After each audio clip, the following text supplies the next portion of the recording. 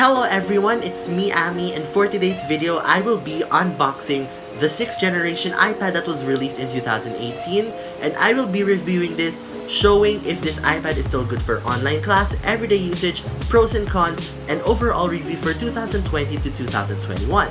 But before that, don't forget to subscribe to my channel and give this video a thumbs up so you would see more content like this, and also I recommend that you watch this video until the end so you would get the complete idea.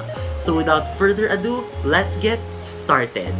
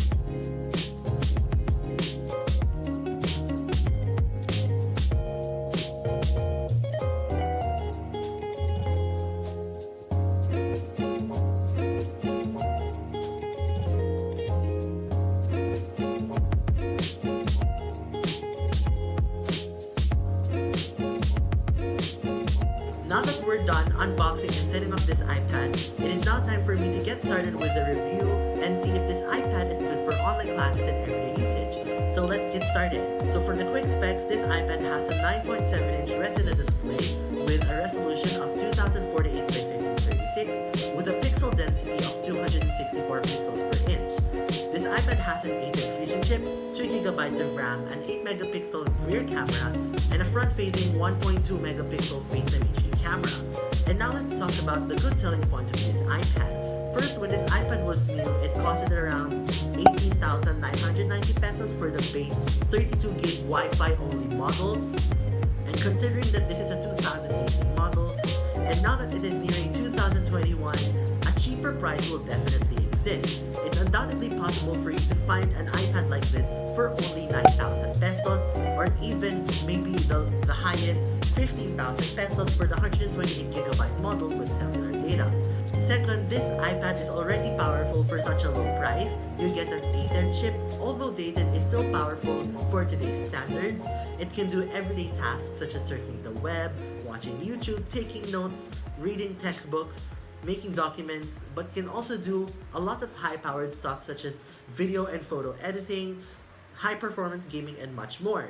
I have personally tried editing a few clips from this video on this iPad and it seems to do the job very well. Same goes for editing photos. I have edited a lot of photos with Pixelmator Pro with this iPad and it seems to do things very well. I don't encounter much hiccups in the process. It does things just okay and efficiently, and I actually have seen some people edit 4K videos on this iPad. The 6th generation iPad is still powerful even though having a processor that's 4 years old.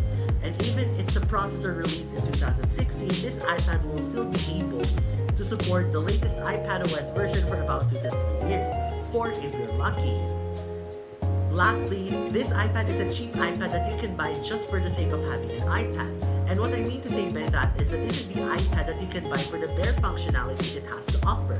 One is which to function as a portable multimedia consumption device without bringing a bulky computer or spending more than 20,000 pesos. I personally bought this iPad for no particular purpose other than for the sake of owning an iPad for the bare functionalities it has to offer, such as using it for the Playgrounds app, taking down notes with the Apple Pencil, doing research, which are technically the main functions of the iPad, and although cheap, it still does very well. But also, with these great selling points come with shortcomings, and one of those is the RAM. The iPad 6th generation only has 2GB of RAM, which should be fine for most people using an iOS device, but keep in mind, an iPad with only 2GB of RAM would have limitations of multitasking, app management, and power hungry tasks. First, iPads with 2GB of RAM cannot run apps using split view and slide over at the same time. So let's say I'm opening Safari and Notes via split view at the same time. Then I want to open Twitter via slide over. I won't be able to use Safari nor Notes until I exit Twitter, which is the app running on slide over. And this is a limitation of the 2GB of RAM. And also, since this iPad only has 2GB of RAM, you should really expect your apps and web pages to reload more often. But nevertheless, in spite of those limitations, this iPad runs buttery smooth, no lags, no stutters, no nothing. If you're not bothered by those, then I think this iPad's shortcoming would not even affect you. And the next shortcoming of this iPad is the overall design. The design of this iPad is kinda dated already. In fact, the design of this iPad has been used since the iPad Air, which was released way back 2013. The design is already too familiar. It's the classic 9.7-inch iPad with a fat chin, thick bezels, and is really thick and a little bit heavier than the other more expensive iPads out there. And also, the 9.7-inch display is kinda dated already, but that's fine for me. However, it's kinda small when I'm using the Apple Pencil, especially that I'm accounting for the fact that I have big hands. So when I'm writing with an Apple Pencil, I tend to accidentally write outside of the display or touch unnecessary parts. Speaking of the display, this iPad has a non-laminated display, which gives way to 3 shortcomings. 1. When you're writing with an Apple Pencil, you would notice a short gap between the digitizer and the actual LCD itself, which is aesthetically not pleasing. Second, when you're writing with an Apple Pencil, the tip of the Apple Pencil will make a lot of noise, especially when you tap the Apple Pencil tip onto the iPad's LCD. Lastly, you would see a black gap on the display, which is especially visible when you own an iPad with a white screen or an iPad with a black screen but with a very bright background. And this shortcoming doesn't come with the more expensive iPad lines out there, such as the Mini, Air, and Pro. Last but not the least, the shortcoming of this iPad is the camera. This iPad comes with a rear 8 megapixel camera and a 1.2 megapixel front-facing FaceTime HD camera, which is the same iPad camera module used in the iPad Air 2 that was released in 2014. The rear camera, personally, it isn't a big deal since not everyone would take videos or pictures like this with their iPads, but the front camera, seriously, Apple, a 1.2 megapixel front-facing camera that shoots only 720p. Seriously, Apple, why that in 2020? I mean, like, it's just really that terrible that Apple will only include the 1.2 megapixel front-facing cameras on their budget iPads, but giving their more expensive iPad lines the 7 megapixel 1080p shooting camera. That's just like so unfair. And keep in mind, the 7th and 8th generation iPads would have the same limitation, so it's not limited to this exact budget model. Ouch! The specs of the front camera on this iPad and almost all on the budget iPads are outdated. Seriously, a 1.2 megapixel camera that shoots 720p is like the most outdated thing I've seen ever, and it's kinda disappointing. It performs barely fine on Zoom meetings or online class sessions with decent lighting, but for other situations like crappy lighting, this iPad's front camera is total crap. I just wish that Apple would have just included the 5 megapixel camera from the iPhone 6s, or just totally give the budget model iPad the 7 megapixel camera upgrade they deserve. But really, what do you expect though? This is a budget model iPad. You can't expect Apple to add a better spec one just to make it more expensive, if you get the point. Overall, for online class and everyday use, this iPad will suffice. It does things for online classes such as word processing, spreadsheet making, and PowerPoint making very well. Although the limitation of using an iPad in synchronous classes is that you won't be able to keep your camera turned on when your designated app, be it Zoom or Google Meet, is closed, or that designated app is running with another app via split view or slide over, which is somewhat for a bummer for me, but it's worth noting that this is a limitation that is not seen only in this iPad, but is a natural limitation that exists in all of iPadOS. So the iPad minis, Airs, Pros, and the budget iPads would have the same kind of limitation. But other than that, this iPad is fine for use in online classes, especially it has the added kit functions that I will need for online class, such as Apple Pencil support, compatibility for the latest iPadOS version, and applications for the next 2 to 3 years. For everyday and general use, this iPad has been my daily driver for surfing the web, using social media, Netflix streaming, and dictionary for referencing, and is very much reliable in doing those tasks. With these characteristics, especially that 40% of what I do in my Mac can be done on this iPad, it comes with great convenience and better productivity for me. Especially that I have more portability and flexibility to do certain stuff such as surfing the web, word processing on the go without bringing a bulky MacBook Pro, just to do certain tasks thanks to the capabilities of this iPad. Although for heavy tasks such as multimedia editing, I still think that this iPad can't fully replace my MacBook Pro, and it's still recommended that you go for a MacBook Pro or an iPad Pro. But just like what I have said earlier, this iPad can handle a few multimedia editing stuff as well. However, it is just not completely made for it. And now that I have completely stated my opinions and my review for this iPad, don't forget to subscribe to my channel and give this video a thumbs up so you would see more content like this. So that's all for today's review. I hope to see you in the next one. Bye!